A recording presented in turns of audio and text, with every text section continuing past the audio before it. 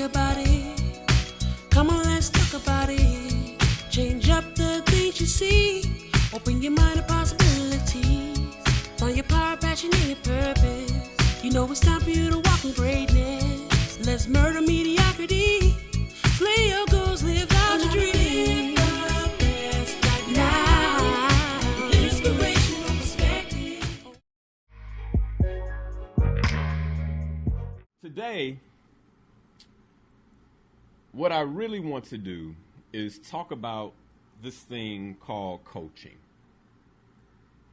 I want to talk about why I hired my very first coach, how coaching transformed my life, and why this is what I do. Now, to open the show, I'll say, my name is Linnell Harris, your host and life coach. And this term life coach, it gets tossed around quite a bit. And I don't necessarily talk about that. And then I've also told people, well, don't say I'm your coach if you don't do what I say, or, just because you listen to the show doesn't mean I'm your coach. It means you're a listener, because there's a very big difference. I'm going to talk about that today. One of the things that happens on these shows is often I'm talking about concepts and personal development, different things like that. I mean, for instance, this past month, we spent the month talking about goals and goal setting and how to set a goal and how to walk through those things. And I taught a lot about, from the book Slay Your Goals, 5 Simple Tips for Achieving Your Life Goals, which is still free, will be, on slayyourgoals.com. But the thing that I don't necessarily cover on a regular basis is exactly what coaching is. Exactly what coaching is. And more importantly, how I got introduced to coaching. And I want to talk about that today. I want to talk about how I got introduced to coaching and why I hired my very first coach. So, first, let's start with how my life was when I hired a coach, because I believe there's this misperception around coaching that if you have a coach, something must be wrong, which I believe is the furthest thing from the truth. Because for me, when I hired my coach, my very first coach, I'll talk about the process in a moment, but when I hired my first coach, my life was good. Now, let's be clear. Good is different from great, okay? But I had a good life. I had a life that I believe most people would say, man, that guy is successful. He's doing some phenomenal things. Now, if you peel back the covers, internally, there was turmoil. But outside looking in, yeah, I had a good life. I had a good life. I was relatively healthy. I say relatively healthy. I'm going to get into that in a little bit, but relatively healthy overall. I wasn't in great health, though, right? And I really want us to to think about this. There's a delineation between good and great. Most of us are good. And good is the enemy of great. Good is the enemy of great. So I had a good life. Health and well-being was good. My relationships, if you talk about social relationships, family relationships, work relationships, they were good. My relationship with women, awful. Absolutely awful. I'll get into that.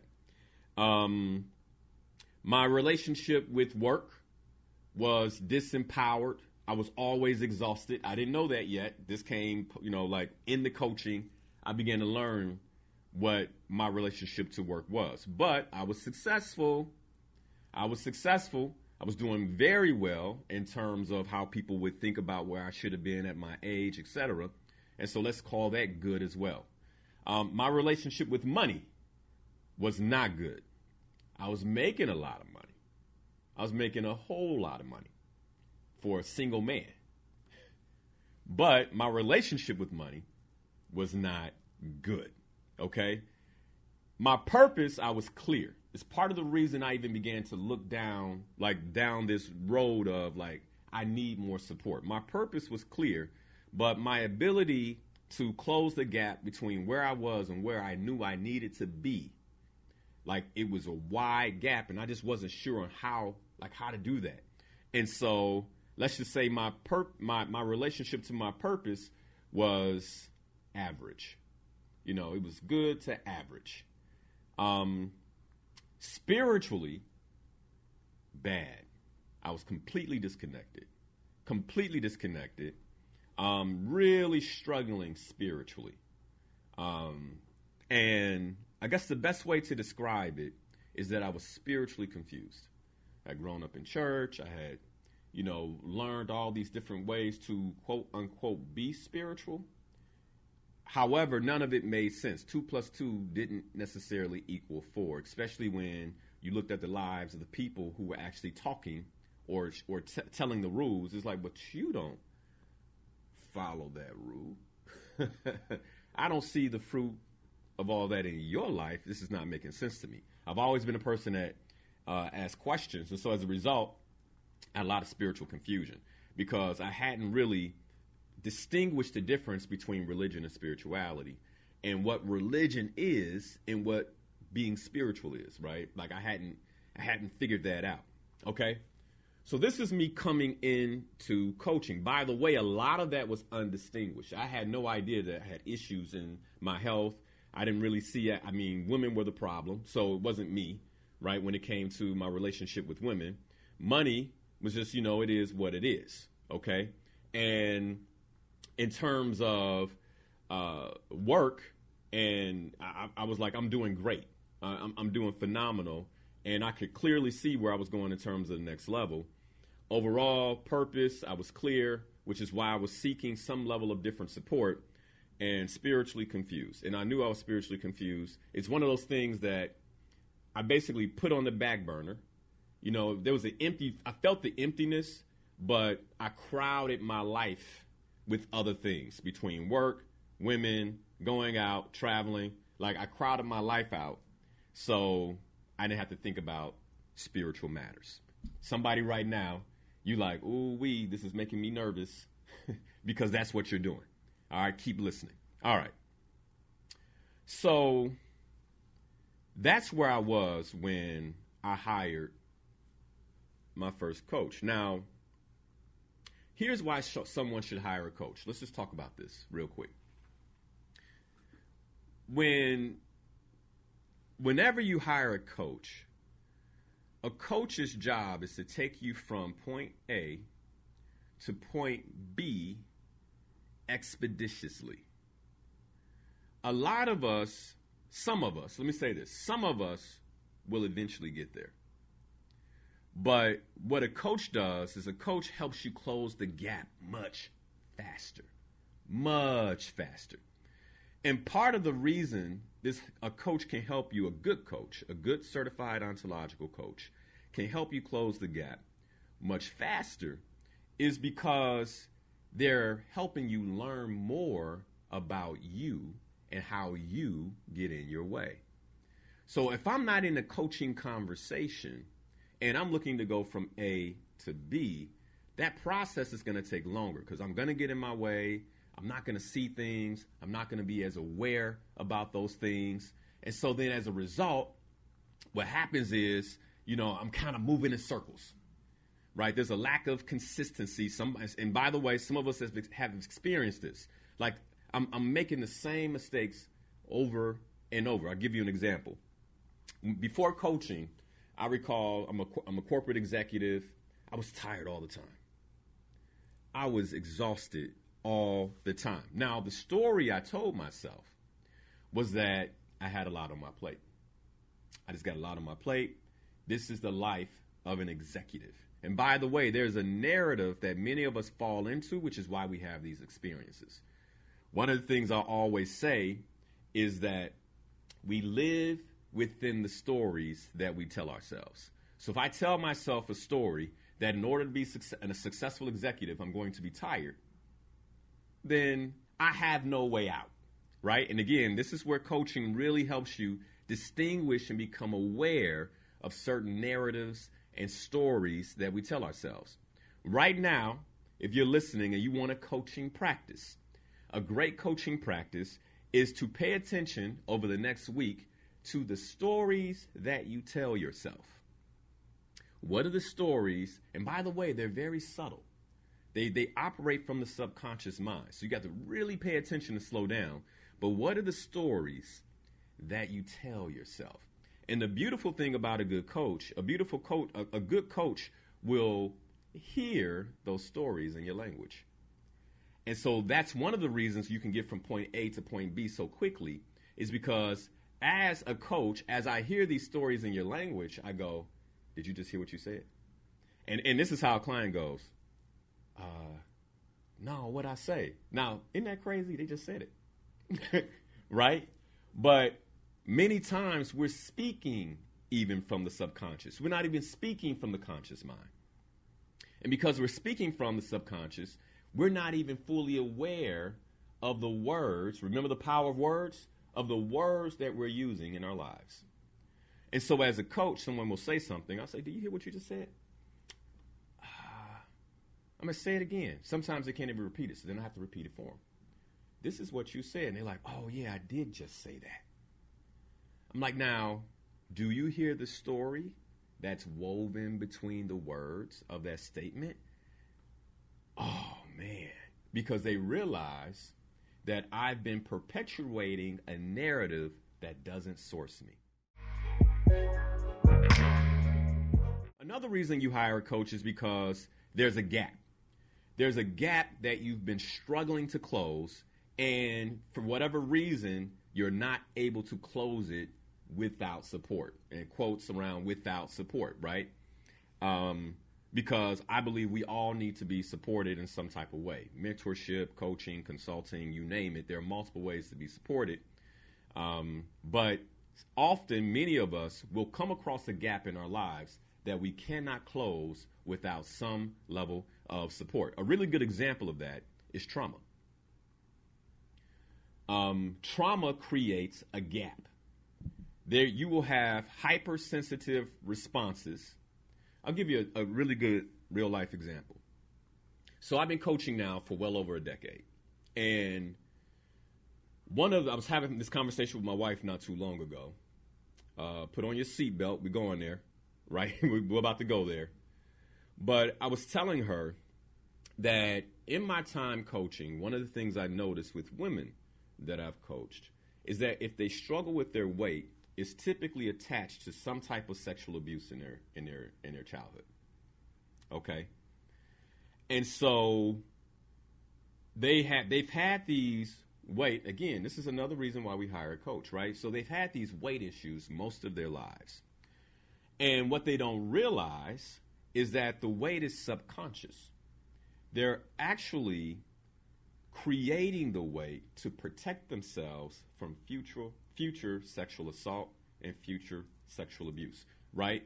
Even as a grown woman, who, by the way, you may feel like, oh, that was a long time ago, whatever it is, but subconsciously the little girl needs to feel protected. And so what happens is she creates weight so that she's not looked at sexually, right? And then what happens is now you're, let's say, 35, 40, 45 years old. Like, I want to shed this weight. And so that's part of a coaching request. So it's one of the projects or goals that they have. And so as we're working through that, by the way, whenever a client hires me, they have to fill out a client intake form. And part of what this form is I want to know about any past abuse, domestic abuse, sexual abuse, any of these types of abuse, because I know what I'm up against if they happen to say, I want to lose weight. Like, because my next question is not how much have you gone to therapy? If there's sexual abuse in the form, right? Have you gone to therapy? Now, why am I bringing this up? Because I talked about the gap and I talked about support, right? Some of us need support to close a gap.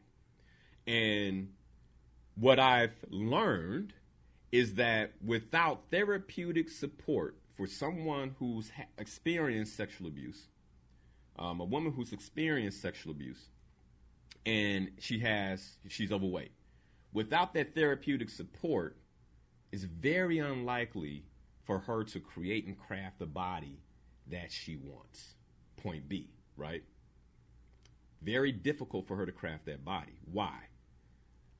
This is a real life example, you guys. I had a client, so she did the work. She hired me as a coach. She got a therapist. She began to address her sexual abuse, trauma. And as that began to happen, the weight began to fall off. It was like, it was completely related, right? The weight begins to fall off.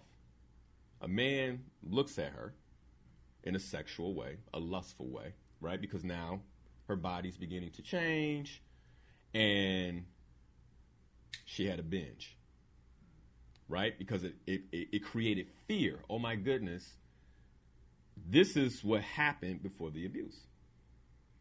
So it was something else that she had to get supported with.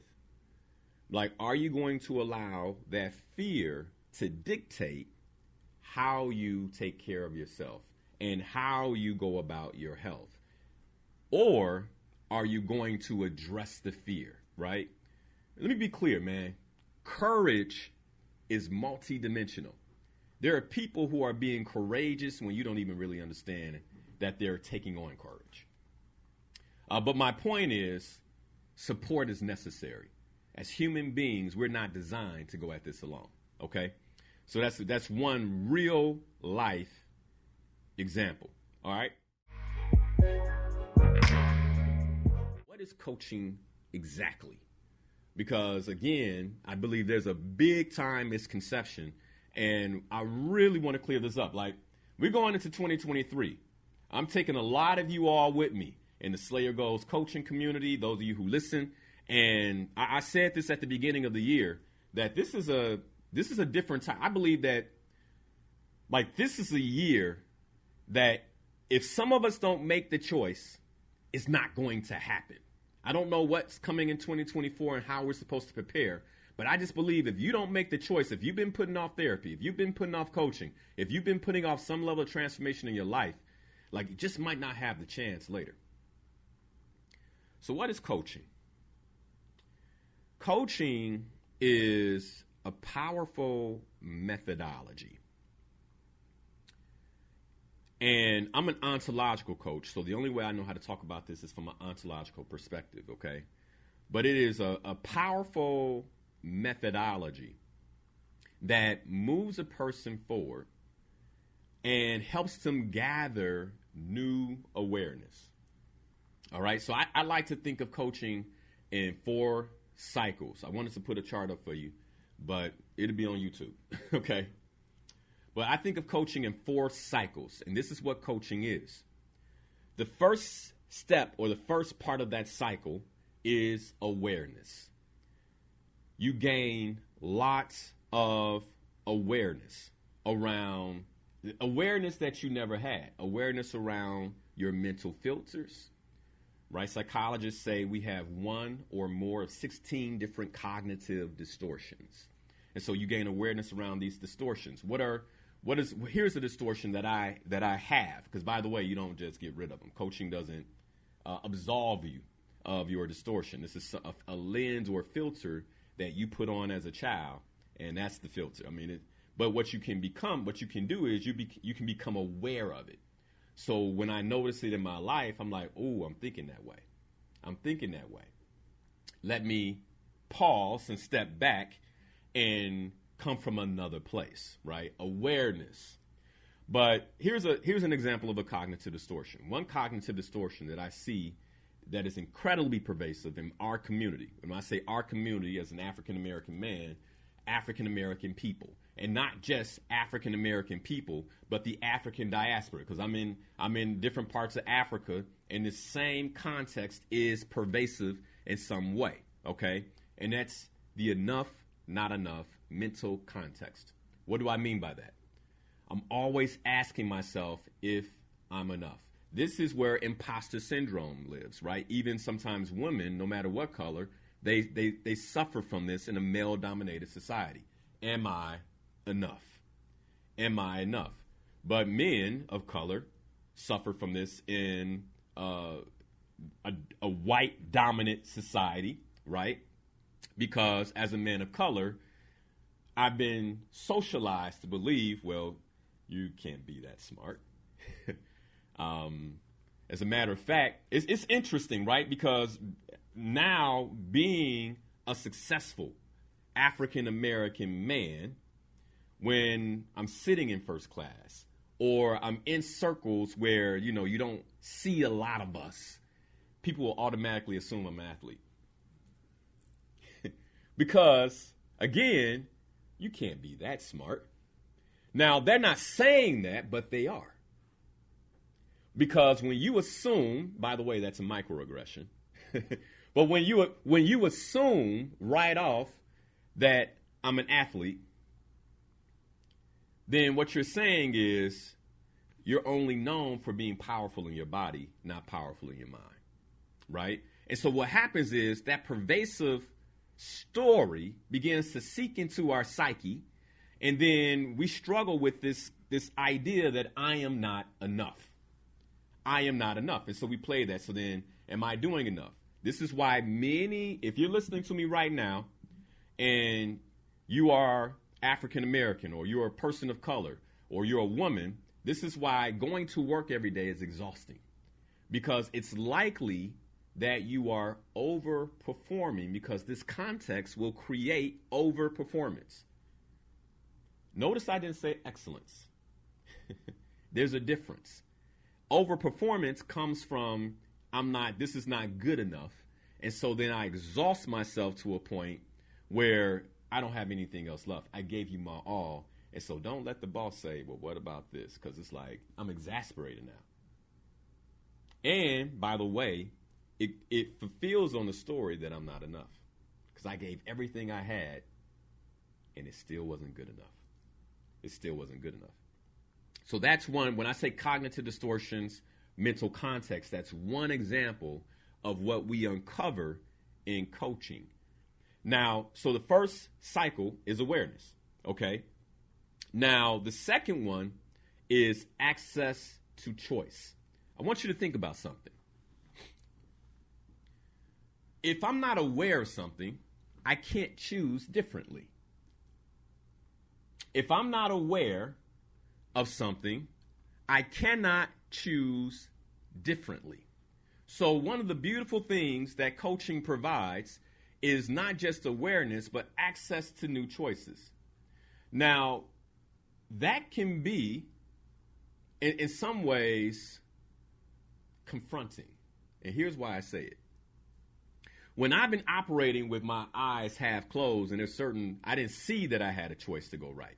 I didn't see that I had a choice to go. I was just kind of on autopilot. Well, I wasn't making any choices. And so as a result, I don't feel like there's any, consequence, or whatever happens to me just happened to me, right? It's a coincidence. This is what we call bad luck, right? But when I become intentional in my life, I'm now in a process or in conversations that drive awareness. This is what we do in Slay Your Goals, right? Constantly driving awareness in the Slay Your Goals coaching community. I'm constantly driving awareness. Then it gives me new choices to make. And new choices can be confronting because I don't get to make it from a default place. I'm well aware that I'm spending too much money and I need to stop. I have a choice to stop. Right? Or I'm well aware that I'm not eating well, and there's a choice to stop. Right? I become aware of that because sometimes people aren't aware. I just don't know. I didn't know, Linnell, that chicken was sprayed down with ammonia and poked with all types of hormones and antibiotics that kill the probiotics in my stomach and cause digestion issues, and that chicken itself is one of the number one reasons or causes of cancer in human beings. I didn't know that. I didn't know that. So now when I'm looking at the chicken, I'm like, will I eat it or will I not? I know somebody like, why did you just do that? Right? But awareness. I'm driving awareness. Now, I always say, don't trust me. Go look it up. Go Google it. Right? And then when you Google it, somebody's going to say, well, we don't spray ours with ammonia. That's what they do over there. Then you got to ask yourself, well, what do they do? All right. Anyway, coaching is what supported me with changing my diet, by the way. And I'll talk about that in a minute. But so now I have this awareness. I have to make choices. But here's the problem. I'm a human being. And as a human being, my habits are hardwired. Linnell, chicken tastes so good. Now, by the way, if you're listening to me from Europe or you're listening to me from Africa, you know, or other countries, then, you know, just check to make sure it's not imported from the U.S. I say that because, you know, like a chicken that been running around in the field. Like, by the way, I remember I was in Rwanda a couple of years ago. They had chicken in the buffet. And so I opened it, and I saw the chicken. And I closed it, and I said, that's chicken? And the reason I had to ask myself is because the chicken leg was like that big, for those of you on Facebook, right, watching. It was about, what's that, about 3 inches, Ade? 3 inches? And then it was about maybe that wide, about 1.5 inches to 2 inches wide, right? And it was all lean. I put it on my plate and I opened it up because it'd been a while since I had chicken, and I opened it up. It was all lean meat, like lean, like muscle. You know what I'm saying? That chicken had been running. It had been running around, probably ran for its life before, you get where I'm going? It ran for its life, right? That was a different kind of chicken. We ain't eating that. Y'all not eating that over here. I don't eat it, right? Y'all not eating that. Anyway, but now you have awareness, right? So then it's like, well, I have access to choice, but I keep making the same choices. I keep going to Harold's, Linnell. And so part number 3 of the coaching cycle is choosing with powerful intention. Another reason you hire a coach is because a coach will help you extract your deepest why. See, one of the reasons why we aren't able to choose the way we intend to choose is because we're not aware of why we should choose that way. And what I mean by your intrinsic why is what really matters to you. What really, really matters to you. Like, does your mobility, does your health, does your longevity really, really matter to you? And by the way, when I say those things, most people will say yes, but it's not connected to something intrinsic. And so what coaching does, it helps you connect it to something intrinsic. So that way, when the choice comes again, I remember, man, back in 2017, I had finally made this commitment to change my diet. I did it in coaching. I cut meat, and my mom invited me to a potluck with a company she worked for. And I'm new in this journey, right? I gained awareness. I had access to choices. And then I chose with powerful intention. Step number 3. I chose with powerful intention. And I remember walking in there, and the smell of fried chicken hit my nostrils. You ever seen Tom and Jerry? Where, it's a pie, something cooking, right? And Tom's nose will just catch it, and he'll just float with it. That's how I felt walking into the place. You know what I'm saying? Like, it caught my nose, and it just carried me right to the table. And then I remember, wait a second, you made a commitment. You said you weren't going to eat chicken. And because I was very clear on why, I was able to align myself. Now, it's not even a temptation. It's a way of life. When we talk about stories, I want you to notice that everything that's good for us, the narrative is that it's hard. Working out, going to the gym is hard. Marriage is hard. Being financially responsible is hard. Being spiritually in tune is hard. Now, did I say something that anybody, like, you've never heard this story before? Who created that narrative? If we live, I want you to really get this. If we live within the stories that we tell ourselves, then consider that everything that you're supposed to do, the story says, is hard.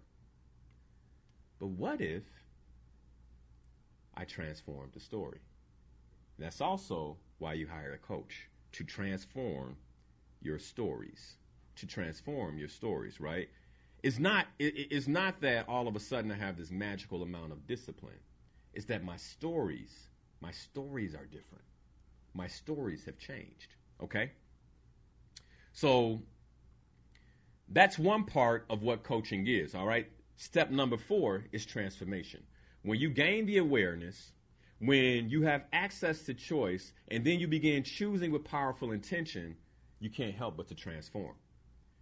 You can't help but to transform. So when I started the coaching work in my 30s, and now I'm 46, I'll be 47 this year. I started this work in my 30s. Years and years ago, being healthy is easy. It's just part of my lifestyle. It's a part of my narrative. Everything has transformed. But that's with, years and years, over a decade of working with coaches. Okay. Coaching is an intimate conversation with someone who is asking powerful inquiry questions. The ideas that you're thinking. So let's be very clear. Coaching is not consulting. And this is where a lot of folks, make sure that if you're hiring a coach, you're not hiring a consultant. Here's how you tell the difference. A coach will lead with questions. A consultant leads with their experience. They're an expert. Now, here's the problem with life consulting, because it's not coaching. Here's the problem with life consulting.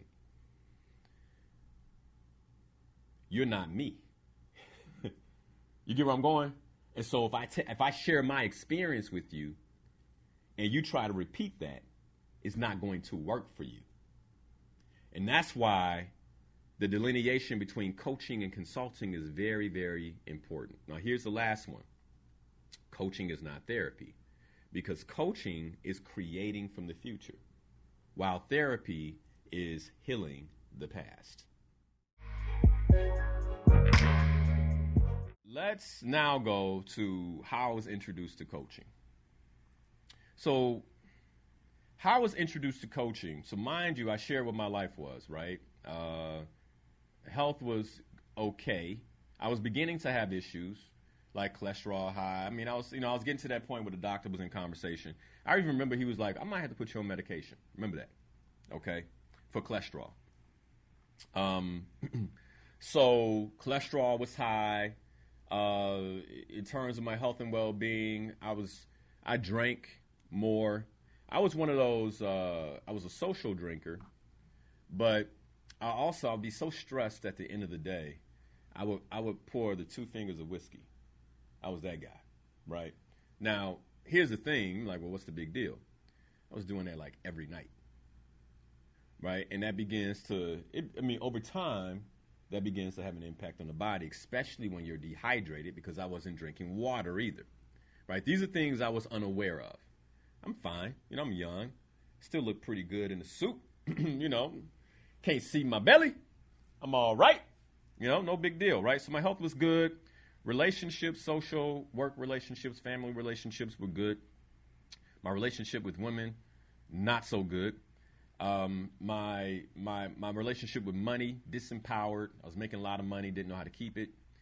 Didn't know how to invest it. I knew how to invest it to some extent. I can't say that. I did know how to invest it to some extent, but there was too much money going out. And my relationship to work was disempowered. While I was successful, I was always exhausted as an executive. And my relationship to my purpose was empowered. I had been making choices aligned with my purpose. I didn't know how to close the gap, however, between what I was doing then and what I knew I was supposed to be doing in my life. It was a huge gap. I just didn't know how to get across that gap. And spiritually, I was disconnected, spiritually confused and disconnected. And I didn't seek out a coach for that. And this is what I mean about awareness. I wasn't seeking out a coach for any of the areas in my life that I just told you all weren't going so well. I was seeking out a coach for the area that was going well, my career. Like, and the reason why is because I didn't necessarily know that they weren't going well. Like, you talk about my relationship with women, it was the women. These women, man, they crazy, bro. Like, you know, and this is the conversations that men have, right? And by the way, it's normalized. It's kind of like, yeah, man, like, yeah, so, you know, ain't nothing wrong with me. It's the women. Let me say this to both women and men. You are attracting either one, what you project, or what you've been wounded with.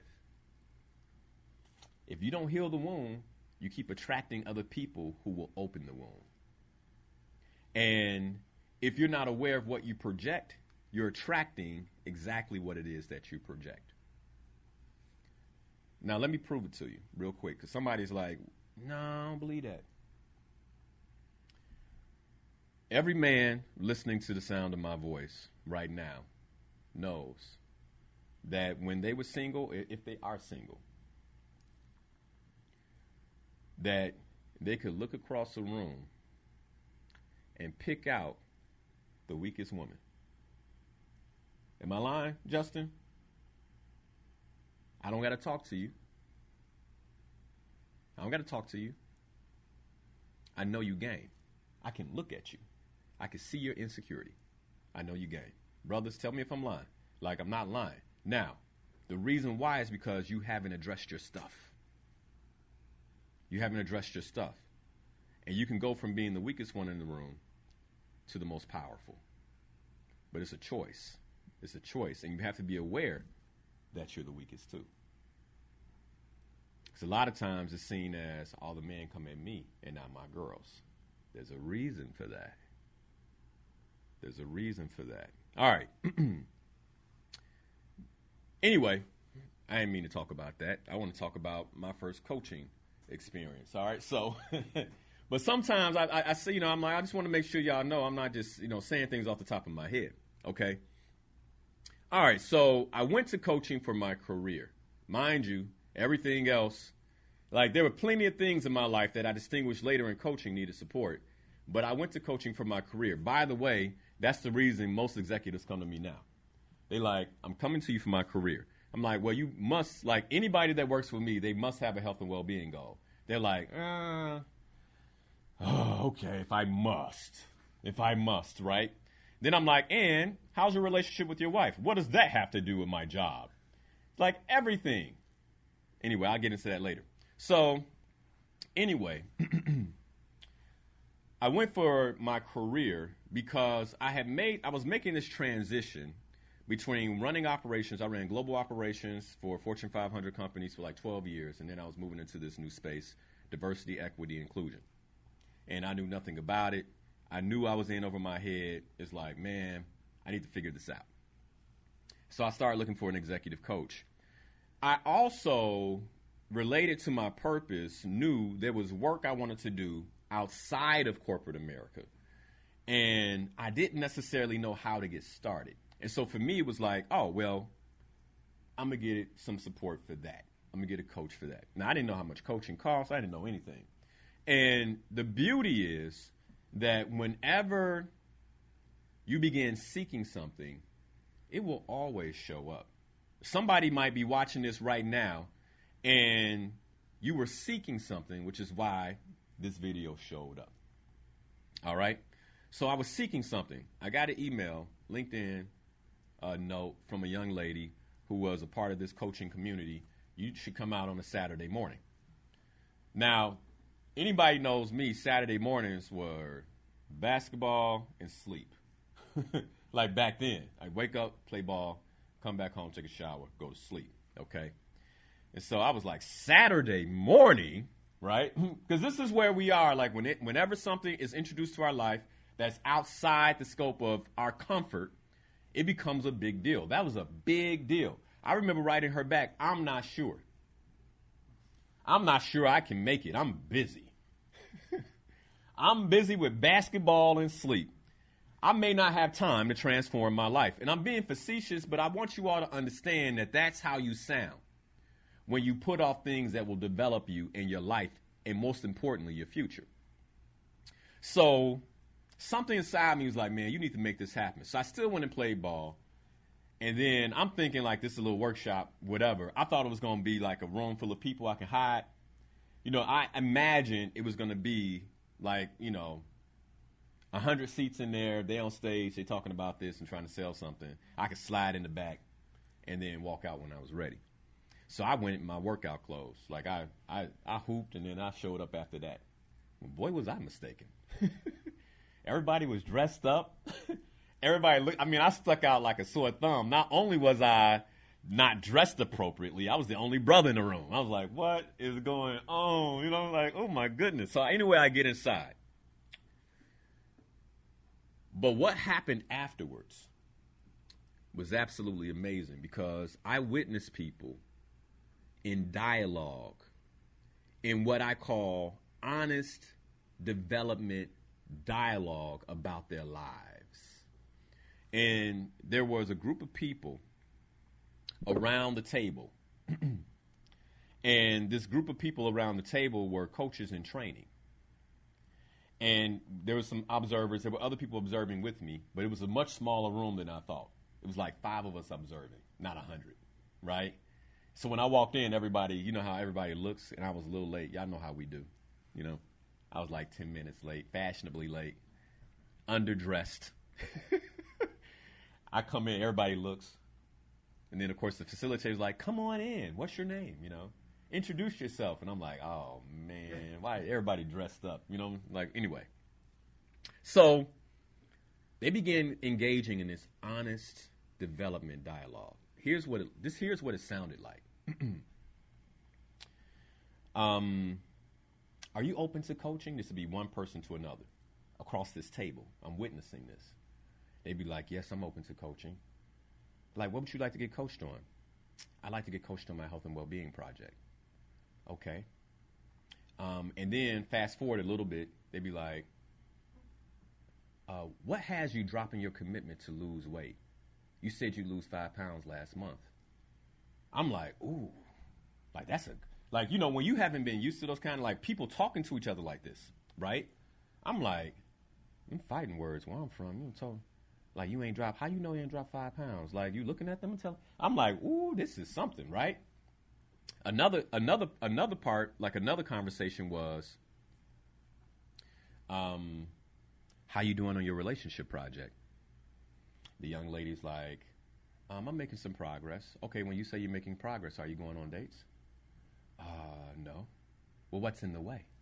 Right? So these conversations, I'm like, man, this is absolutely amazing. Like this dialogue, like it's absolutely amazing. And I'm attracted to it because one, the honesty, but on the other side, what is coming from the conversation is I see these people actually creating traction in their lives. And I'm attracted to this. So at the end, they ask us what we got from it. I share a little bit. And like, I'm honest. I'm like, I want to learn what y'all doing. I want to learn what y'all doing, whatever this is. Then the gentleman says, well, if you want to learn it, then you need to commit to 1 year, once a month, showing up just like this. And right away, my radar went up like, nah, man. Because here's again, when you go back and think about this idea of time or enough, not enough. I talk about the enough, not enough context. The first thing that came up for me is I don't have enough time. Let me say this real quick to anybody listening and watching. One of the biggest mistakes that we make is when we're allocating our time is that often we don't think about the impact on our future. We don't think about the impact on our future and what it can powerfully or possibly change for us. We only think about the moment and its inconvenience. I often think about, what if I had passed up that session? What if when I heard the 1 year commitment, well, let me tell you the story. So anyway, I came back. They asked me to come back the next day for a workshop. The workshop was $100. I'm like, I can spend that. Let's see more. I didn't want to make no decisions. Let me check y'all out a little more. So I come back for the $100 workshop. Now, I walk into the room. It's me and one other person, and already I'm skeptical. I'm like, oh, okay. So I'm the only fool that paid for this. Right? I'm just telling y'all how I thought about these things, right? I'm the only goofy that paid for this. I'm like, okay, man, Linnell. But I sit through the workshop.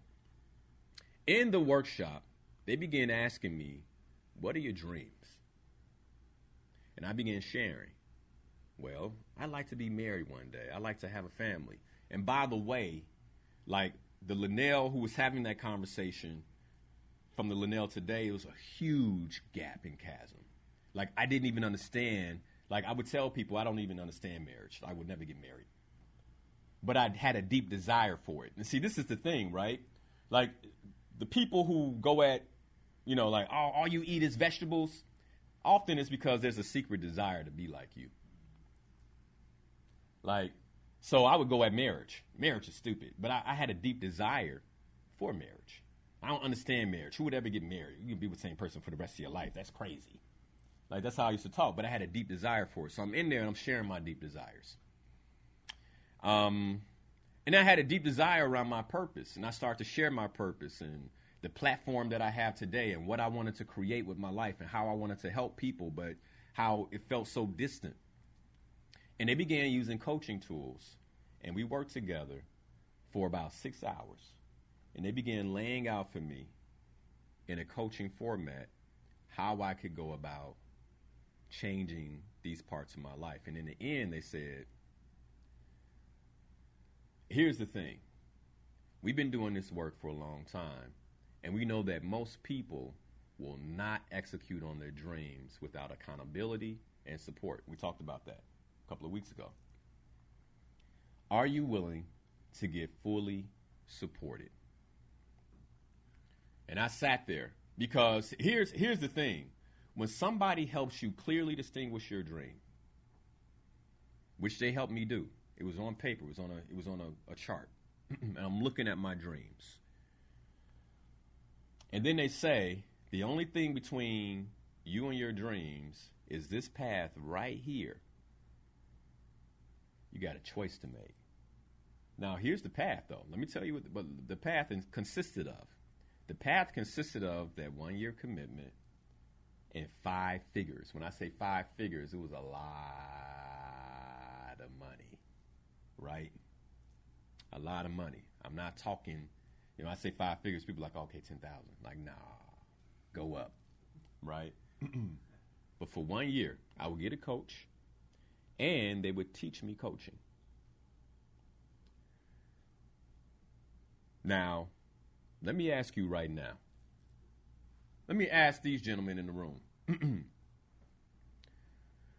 How much are your dreams worth to you? How much are your dreams worth to you? When you think about, because this is the mistake we make. Most of us won't bet on ourselves. I've done whole shows on this. But how much is your dream worth to you? Like, would you bet on yourself? How much is your dream worth to you, Justin? Turn on your mic. Turn on Ide's mic, too. Like, how much is your dream worth to you, Ide? I want you all to be thinking about this yourself. And by the way, I'm not selling coaching today. I'm telling you a story. My coaching slots are full. Okay, I'm not selling coaching. All right? I want to be clear. I'm just talking about what it is so you understand it. All right? But how much are your dreams worth to you? I wouldn't necessarily put a price tag, but I guess I say, like, my lifetime, like, I know I only have one life, so it's worth the time that I'm here on this earth. All right. Yeah. Okay. Yeah. If you had to put a number on it. A number, okay. What number? I'll let you think about the number. Justin, what about you? How much are your dreams worth to you? I mean, it's my dreams is my purpose. It's everything to me. Now, how much is that worth to you? There's no price tag to it. There's no price tag. So, if you were confronted with, Because here's the thing, right? I've worked with people who couldn't afford the service. I tell the story all the time about a young lady comes to me. She's making $30,000 a year. And to hire me would take half of her annual salary. But she knew where she wanted to go. She was like, I believe that if I work with you, I can triple my business. And I've been stuck at 30,000. And I'm not going back to corporate America. Her dream was, I'm going to support myself. I'm going to be an entrepreneur. And this year, I'm going to triple my income. So if you take half of what I used to make, it doesn't matter. Y'all got that kind of faith in you? Like, you think about that. Now, she put the pressure. I was like, woo, I feel pressure when you come like that. I'm like, okay. I know coaching works, but I was like, woo, I got to show up for her. Because you know why? She showed up for herself. And guess what? She did it. She generated over 90 grand within 12 months. And is still a client to this day because she can afford it. She created it where she could afford it. Now, let me ask you, if you had to put a price tag on it. See, because here's the thing. Often we're like, oh, you know, how much would you pay for somebody to support you in providing a bridge between the gap of where you are and where you intend to be in your life? Would you pay a car note for that? Cars take you from A to B. We'll drop, I'm serious. You know, you'll drop $500 a month on a car. Some of us are dropping $1,000 a month on a car. Some of us are dropping $1,500 a month on a car to get us from A to B. But we won't do that to go from where you are right now to where you intend to be in your life. And again, I'm not selling nothing. It's a concept I want you to get. It's the concept that I want you to understand. Interesting. When you think about it that way, right? So I'm sitting there having the same going. I wanted you all to be where I'm at, right? Because right now somebody thinking like, oh man, I ain't never thought about it like that. And this is how they were coming at me in that room. Okay. That's how they coming at me. This your dream. You mean you putting a price tag on your dream? Now, mind you, I had it. I didn't want to spend it. Not on that. That's not how I intended to spend my bonus. You know what I'm saying? But I had to really, really understand, like, what am I pressing pause on? Like, what am I putting on ice here? Like, if you really believe in yourself, if you really believe in your dreams, every time you say, nah, I'm going to do it later, you're putting your dreams on ice. You're putting your life on ice. You're pressing pause on your potential.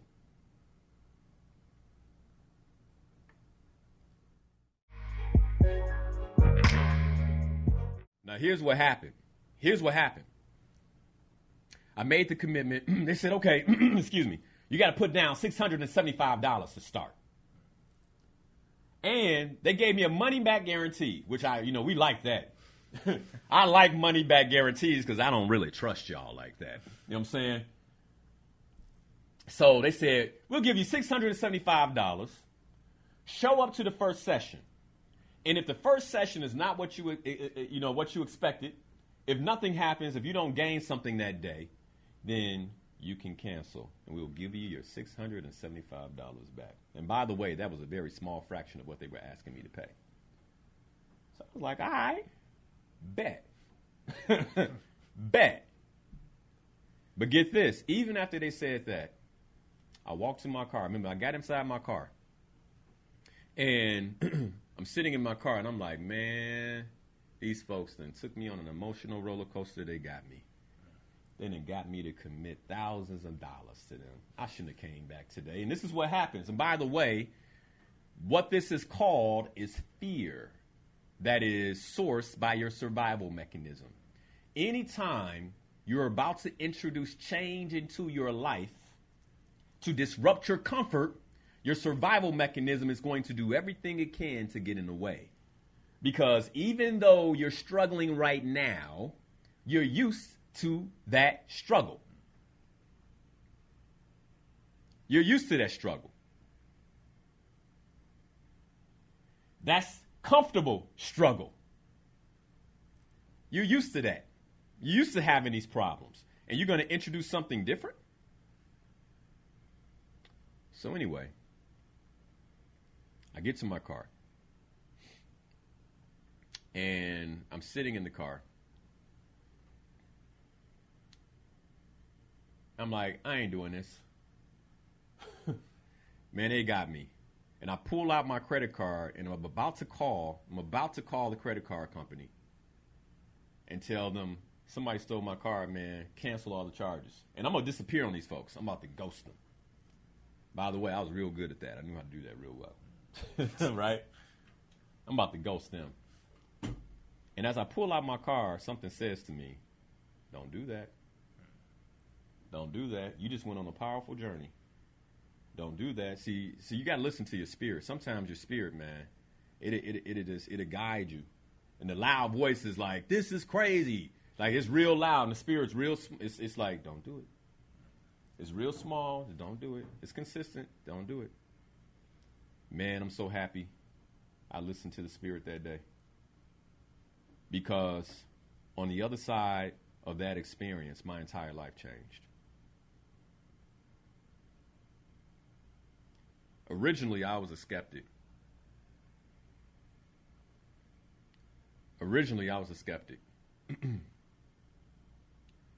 But I made the commitment.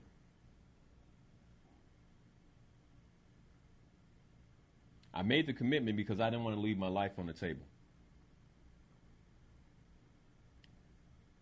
I got a couple of questions for those of you who are listening right now. What are your dreams? What are your dreams? Are you really clear on them? And how much are they worth to you? And I say that because I'm not the only person who develops folks out here. There are conferences, there are all kinds of things. What are you passing up on, man? Now, one of the things I learned that day is how is a distraction. I learned that day, and I saw it play out over the next year. I realized that there was a huge gap in my self-development knowledge. And I also learned the power of trusting myself. But more than anything, I learned the importance of trusting myself.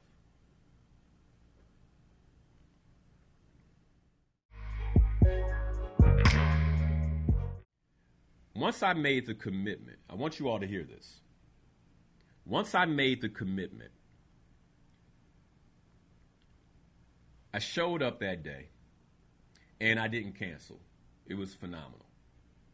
But instead of playing full out, for 3 months, I only played halfway. This is something else we do. I only played halfway.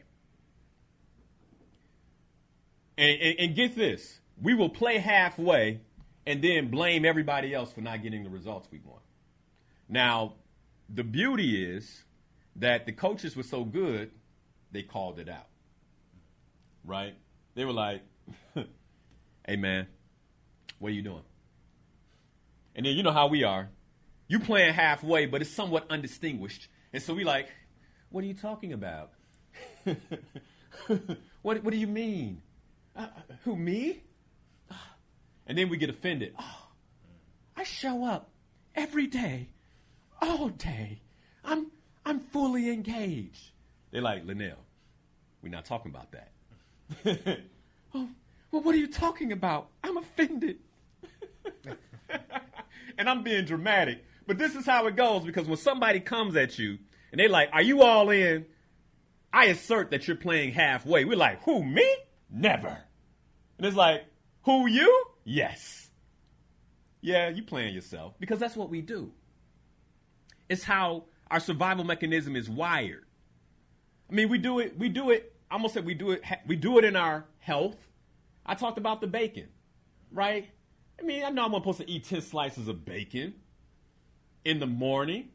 That's too, you ain't supposed to eat bacon at all, let alone 10 slices, but it's okay. We do it in our marriages.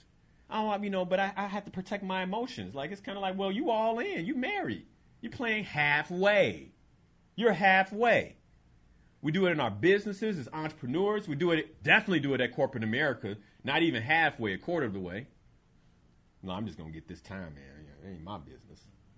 We play halfway all over the place. Anyway, they called me out. Playing halfway. And the reason I was playing halfway is because I was the only one in the room that didn't really want to be a coach. Well, I don't really want to be a coach. I'm here for the learning. I'm an executive.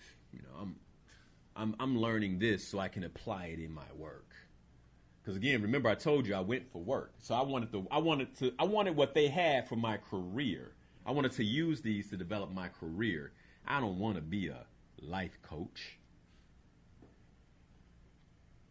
About 3 months in, the master coach who's facilitating the program comes to me and she says, "You're leaving a lot on the table because you're a masterful coach.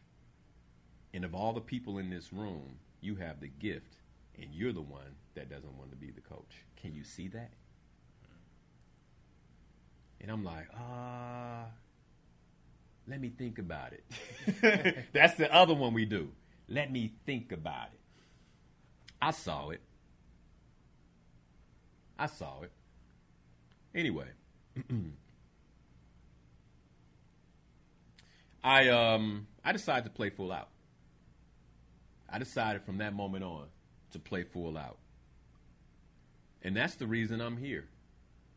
I wouldn't be able to call myself your life coach on WVON for 10 years if I hadn't played full out. More importantly, let me tell you how coaching changed my life. When I started coaching,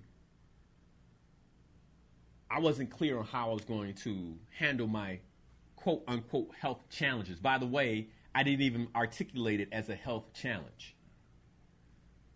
The doctor's like, "Hey, man, you got to change your eating. Hey, man, you got to do this." I felt pain in my body, all kinds of things going on. Coaching changed my health narrative. I work out minimum 3 times a week. My diet is completely different. Complete elimination of meat. I have lamb from time to time for a reason, like for protein and because it doesn't have bacteria and parasites. I'm a pescatarian. I eat fish, but I completely changed my diet. I completely changed my relationship to my health. I completely changed my mental health. I got therapy. That impacted my relationship with women because all of a sudden I get therapy, I get healing, and I can be in a healthy relationship. If I had met my wife pre-coaching, I would have destroyed the relationship. You know how we always blame other people? Before that, it was her fault we didn't last. I'm not talking about my wife, I'm talking about the others.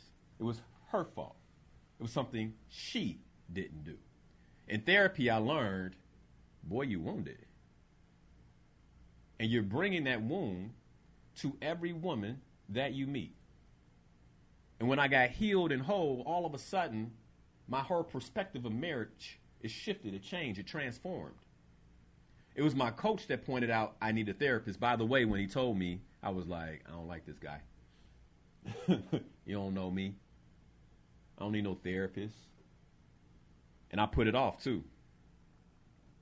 Hey, did you call that therapist yet? Oh, yeah. No, then I had all kinds of excuses. You don't have an African-American therapist or, this or that, or, I only want to work. White folks don't be understanding us. And it's like, man, get therapy. We be having all kinds of excuses, man. It's like, get the support. By the way, my first therapist that supported me very well was a white woman. Just to put it out there. Because we have these stories. Again, we live within our stories. We have these stories that they can't help, and so they can't help. You understand what I just said? We have these stories that they can't help because of their color, and so they can't help. But if you change your story and you say, you know, they might just have something powerful to offer me, then they might just have something powerful to offer you. I'm just saying. Change your story. We live within the stories we tell ourselves. 2013, I was working with my coach. February 2013, I made a powerful declaration that I would be engaged by the end of that year. I didn't know how, and I wasn't with my wife. I didn't know my wife. I had met her once the year before. We were out of communication because she wouldn't talk to me. I make this powerful declaration. December 21st, 2013, I propose to my wife. Coaching did that. Coaching did that. Within a matter of months of having my coach, I completely transformed my relationship to money.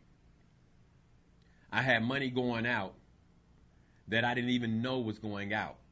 I set up a project around financial clarity and started to clean things up, and I was horrified at what I saw. Many of us, we have money complaints, but we're living on financial default. And you don't know how to change your living on financial default because you need support. I completely changed my financial future in coaching. Where my wife and I are now financially is a result of that investment, a result of that work. But not just that. Within a year of hiring my first coach, I became the vice president, the first African American vice president and officer of the company I was working for. So it actually did what I came for. I came to get support in my career, and I got support in my career, but I got a whole lot more than that. But most importantly,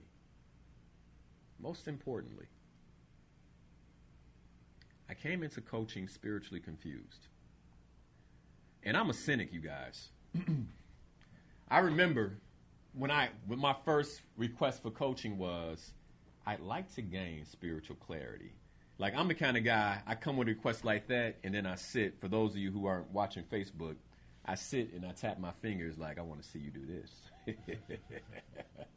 You know, I'm like, oh, you so good? Help me with my spiritual clarity then. Right? Because I'm like, he ain't got this. But see, what you don't realize with coaching is all the answers are inside of you. All the answers were inside of me. His job was just to ask powerful inquiry questions. And as he began to ask those questions, my spiritual clarity started to come back. I started seeing things differently. I started realizing that I was allowing the pain and hurt that I suffered from other people to actually disconnect me from my creator. And they had nothing to do with that relationship. Nothing. And as my eyes became open, there was a new level of spiritual connection, a new level of spiritual connection to my purpose that's allowed me to create what I've created from a place of purpose. Coaching completely transformed my life. And I'm sharing this because I come on the air every Sunday and I call myself a life coach, but I want you all to understand the power of coaching. Now, what happens on the air is facilitative. It's not real true coaching. It's teaching. It's teaching from what I learned from working with clients, the conversations I'm having in and day out. At this point, I've coached for well over about 4,000 hours. I've seen some things. I've seen other people's lives transform. I have a client that came to me whose life wasn't working in almost every category. Health, out. Had been told that he couldn't be in a good relationship by another professional. Work on the fritz. And had a dream that he thought was impossible. we turned it all around and then created the dream. And then created the dream. I'm being general for confidentiality reasons, by the way. I already told you about the young lady who hired me making $30,000 and generated 3 times that in her first year. I saw a question on Facebook about that. I'll answer it later. I've had clients who's transformed every area of their lives. One particular client I'm thinking about came in, wanted to scale her business and get married. She did that.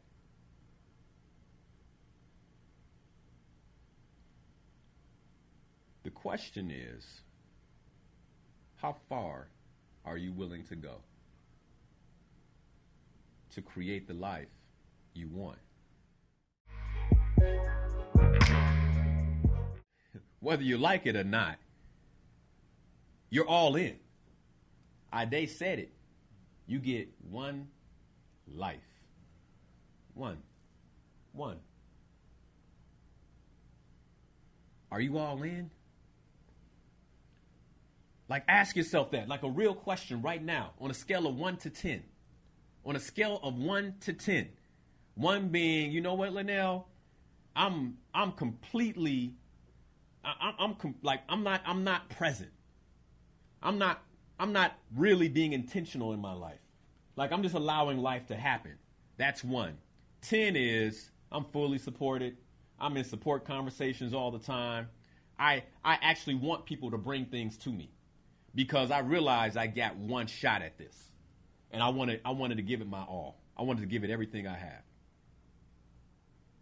Life is quick. The other night, I'm driving home. I'm about to pull into the garage, and I say, you know what? Let me pull around real quick. Go through the front. I drive to the front in my truck. As I'm driving to the front, I hear gunshots. Pow, pow, pow, pow, pow, pow, pow, pow, pow. That don't happen in my neighborhood, but it's happening. I hear return fire. Pop, pop, pop, pop, pop, pop. That's right here on the corner. I pull the truck over, unlock my seatbelt. Guy coming down the block, white vehicle, the wrong way, flying. I lean down, shots getting fired. Pop, pop, pop, pop, pop, pop, pop, pop.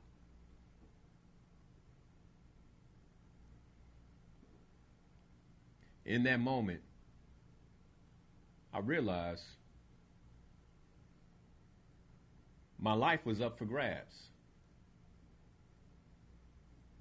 Because at any point, a bullet could just go right through the window.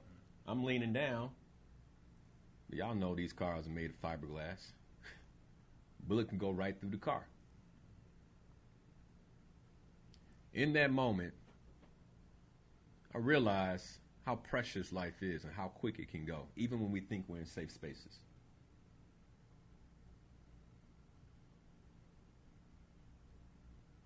Am I living my life all in? Are you living your life all in? If they took my life that night, I believe people would say Linnell lived all in. But what would they say about you? Now, and here's the thing. Folks ain't always honest at funerals. They'll talk about all your good qualities. But the question I'm going to ask you is, if you were eulogizing your funeral, what would you say that you left on the table? What are you leaving on the table? Don't be that person that when you walk in the store and the employee says, "Can I help you with something, sir?" You have no idea where you're going and you say no. We've all done it. Here's the thing about doing it in a store. It's not that big a deal. You're about to waste 10 minutes of your life looking for something someone could have guided you to. Right? It's not that big of a deal. But in the grand scheme of your life and your dreams, it's a big deal. And the same frivolity that we use when we say, I'm good, to the person at Home Depot, because I just did it. Sir, can I help you find anything? I know where I'm going. I'm good. Turns out I didn't. I went to aisle 8 and it wasn't there. I said, well, I really thought this is where they kept these materials. I should have just told my man what I was looking for. So here I come again. Hey, sir, my bad. Where do you all keep, but I went back to him, though. In the game of life, where are you doing that to yourself? Now, I said I'm not selling anything, but here's what I'm going to tell you. Every Sunday, I'm on the radio, and I say, if you have questions, if you need support, call in, 773-591-1690. There are folks who pass that up every Sunday. That's free support. Like, I would coach you on the radio for free. For the past 5 Sundays, at a minimum, I've shared about Slay Your Goals. Read the book for free. Many people, I'm good.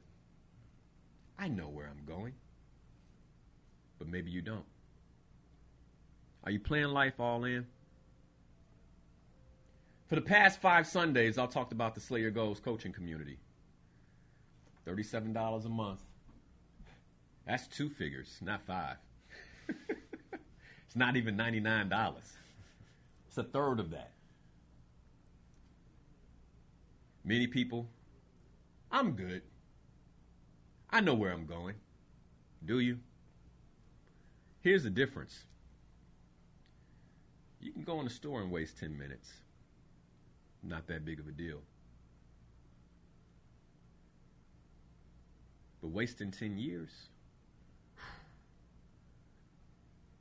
when the support was available, now that's different. We got one life. You got one life. Are you living it all in? Are you living it all in?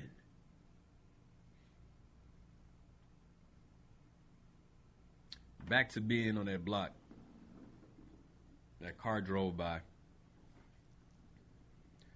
They're shooting at each other.